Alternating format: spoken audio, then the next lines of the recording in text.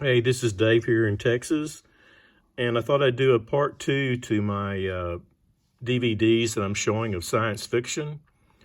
For those of you that have MeTV, on Saturday nights, I usually watch MeTV, which is when they show their science fiction stuff. It usually starts out with Sven Gulli out of Chicago, which shows kind of like old horror type stuff, and then he goes into like things like Lost in Space and Star Trek, stuff like that. But anyway, Boston Rob asked me if if any of these science fiction DVDs that I showed last time were favorites of mine, and I didn't think to do it that way, but it's a good question, and I thought I'd try and comment upon that, and as I show the rest of these in the future. But yeah, I think this 2001 would probably be my number one out of all of them, and it's just for the way that Stanley Kubrick, shot it, and just the story itself. Still remains kind of a classic with me today. So yeah, I think that would probably, I'm pretty sure that'd be my number one science fiction movie of all time, at least up till today. But it's amazing that what I showed, a lot of these are my favorites, like The Time Machine and Forbidden Planet. They'd probably be in the top 10, and Soylent Green would probably be below that a little bit, maybe in 11 or 12, something like that, honorable mention. And along with 2000 Leagues Under the Sea would probably be a honorable mention as well, probably in the top 20, something like that, or top 15. I think last week ended with Prometheus, which was part of the Alien franchise. And these next two would also be in that top 10, at least for me. That would be Alien and Aliens, the James Cameron sequel to Alien, which was the original one was done by Ridley Scott. And I've come to even appreciate Aliens 3 a lot more than I did when I first saw it, way back when it was released at the theater. It's more lower in tone. It's not quite as adventurous as the first two, but it still has its merits, and I still like Alien 3. This one is a little bit out of place, but I have it. It's a 2-pack with Alien, the first one, and Predator with Schwarzenegger. And I still like Predator to a degree, and Schwarzenegger was in a lot of action and science fiction movies back then. I couldn't say that it's my favorite, but it might be somewhere below, like top 20 or something like that, or maybe in the top 50. This is Alien versus Predator, and a lot of people like this. A lot of them didn't. It's pretty easy for Hollywood to make a team up like that, since both were more or less classic, creature features, and it's worth watching if you've never seen it before. Pretty different. Alienation and Enemy Mine. Both were pretty well done. Alienation came out, and it's kind of like a buddy movie, or like a cop. This aliens have, become part of Earth, and there's a cop, and one of the aliens has teamed up with a cop, so it's kind of like a buddy feature, and they are trying to solve a crime on Earth. And this kind of eventually spun off into a TV series of the same title, Alienation, which was also a pretty good series. Enemy Mine stars, what was his name? Dawson Jr., I forget, and Randy Quaid is one of it. Louis Gossett Jr. Played the alien. Real interesting, kind of Saturday morning popcorn type feature, but had really good special effects, and it was real different as far as they portrayed the alien, which, if I remember, I think the alien was sort of male and female, and so it was real odd, sort of alien type of movie. But yeah, if you haven't ever seen it, it's worth a watch. This was a newer one that I picked up. This is a Leta Battle Angel, taken from a manga comic book series, and it's done in an animation style, still kind of cartoony, but at least as I can remember, at least a lot of the aliens and stuff that they have in here are sort of animated or whatever, the special effects. But I thought it was a real interesting science fiction movie. I forget the lady that plays the Rosa Salazar plays the Leta here, and she's kind of like a robot or an android, and this scientist finds her and brings her back to life. And she's trying to, there's a floating city up above, and it's kind of between the have and the have-nots. Of course, the people that are real rich live in the floating city, and everybody else is living below on Earth. So, yeah, it's a really interesting movie.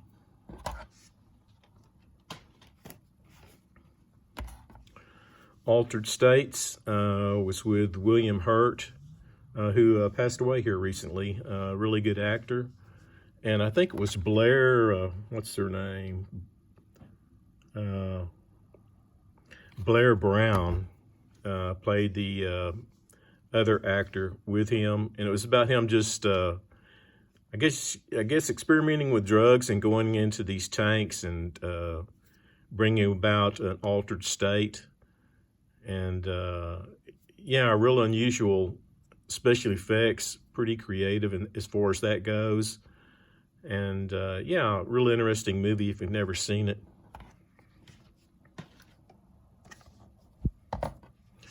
The Andromeda Strain was adapted from the book from Michael Crichton, and this is the movie of that. I think they came out with a TV series as well. But when I first saw this at the theater, I really didn't care for it that much, but it was okay. But it's one of those that has kind of grown on me. And yeah, it's really interesting about a virus, I guess you could say, that has come down to Earth. And, they're trying to contain that virus. It's been a while since I've seen this. I could stand to watch it again, actually. But, yeah, real interesting special effects. And, it's sort of a subdued, I guess you could say, or a not very much action in it, but still it's food for thought.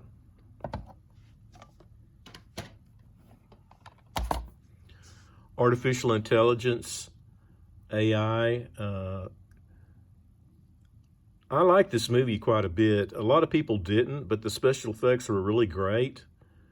And I think it was done by Steven Spielberg, if I'm not mistaken. Yeah, I think that's right.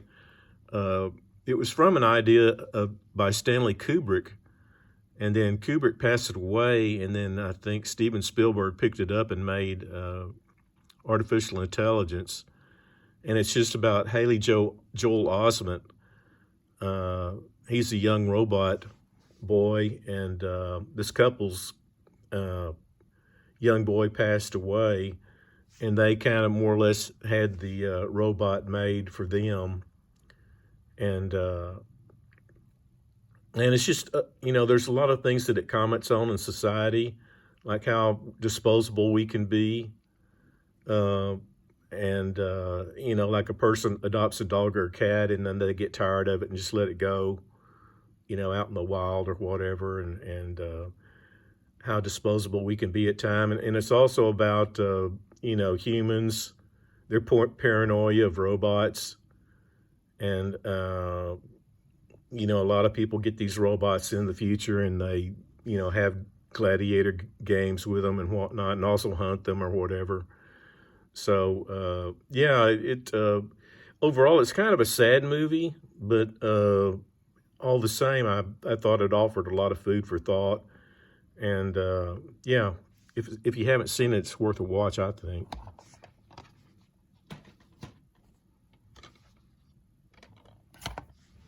Avatar by James Cameron. I saw it at the movie theater. They made a big deal of it being like 3D. And I went to the 3D showing, and it was pretty interesting. Although the plot of the movie isn't very original. I think he cobbled together a movie from several different things. But the special effects were kind of interesting.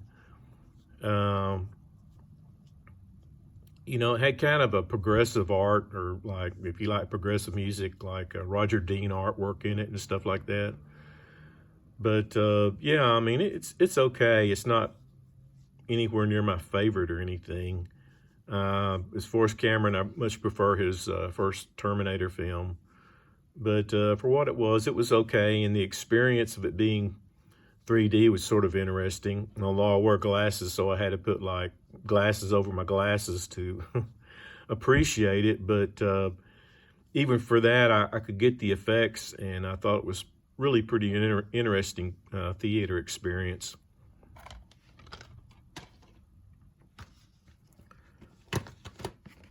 Okay, these should probably be shown together. This is Babylon 5. It was a TV series.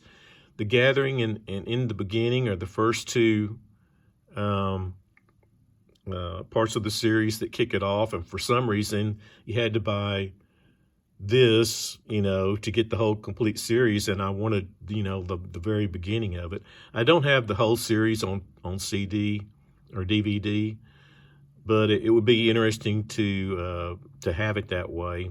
At the time I was recording them on VHS, which I guess this came out, must have been in the 90s, because I still had my VHS player then. But at any rate, it's just about a bunch of races of people aboard a space station out in space, and then how they all kind of get along. And there's one guy that, is sort of the chief of the space station. And, it's just about all the different stories, of all these aliens and the goings on of the space station. And then there's an overarching arc about, it talks about the Earth War, Earth-Minbari War, I think it was. And, some of the aliens don't get along, and they were a part of the war. And so, it's a real kind of convoluted series, but definitely I enjoyed it. Sometimes you can catch us on some of your streaming channels. But I still think it's one of the better series from way back then.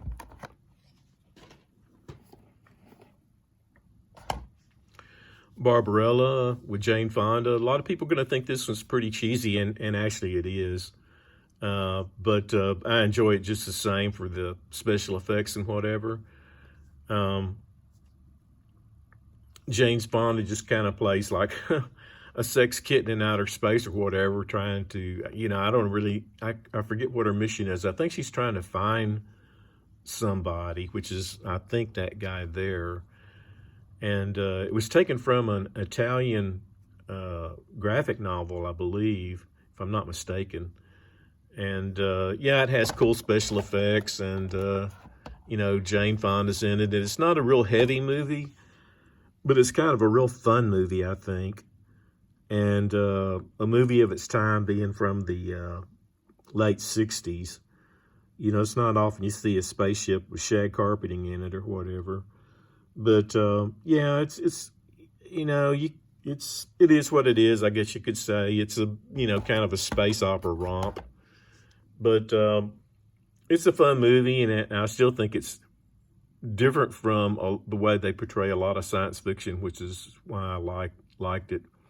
But yeah, I think I'm going to end it there. Got a few chores to do today, and we'll take it back up later. Hope everybody's having a good day. We'll talk to you later. Bye.